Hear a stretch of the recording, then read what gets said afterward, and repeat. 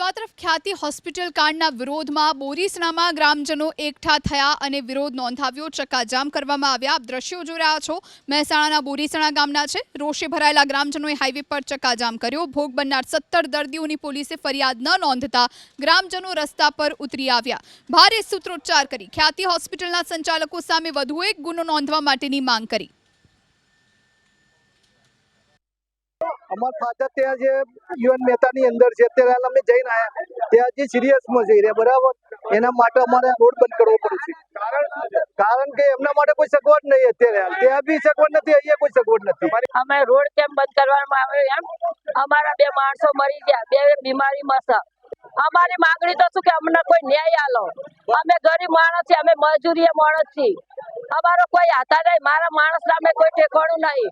મારો બાળક છે એ ગંભીર અવસ્થા જેવો છે। મહત્વના સમાચાર પ્રાપ્ત થઈ રહ્યા છે। ખ્યાતિ હોસ્પિટલ કાંડમાં આરોપી ડોક્ટર પ્રશાંતના 7 દિવસના રિમાન્ડ મંજૂર થયા છે। ખ્યાતિ હોસ્પિટલ કાંડમાં ડોક્ટર પ્રશાંત વજીરાણીના 7 દિવસના રિમાન્ડ મંજૂર થયા। પોલીસે 14 દિવસના રિમાન્ડ માંગ્યા હતા। કોણે ઓપરેશન કર્યા, કયા પ્રકારની સારવાર આપવામાં આવી તે અંગે તપાસ જરૂરી છે। ઓપરેશનની પ્રક્રિયા યોગ્ય હતી કે ખોટી તે બાબતે પણ પૂછપરછ જરૂરી છે। અન્ય ડોક્ટર્સે કેટલો નાણાકીય લાભ મેળવ્યો તેની તપાસ થવી પણ જરૂરી છે। ત્યારે આ તમામ તપાસ અને પૂછપરછ કરવામાં આવશે। 7 દિવસના રિમાન્ડ મંજૂર કરવામાં આવ્યા છે। કોર્ટમાં રજૂ કરવામાં આવ્યો હતો ડોક્ટર પ્રશાંત વજીરાણીને, જેની હવે રિમાન્ડની પ્રક્રિયા હાથ ધરવામાં આવી। ખ્યાતિ હોસ્પિટલ કાંડમાં મુખ્ય આરોપી ડોક્ટર પ્રશાંતના રિમાન્ડ મંજૂર થયા।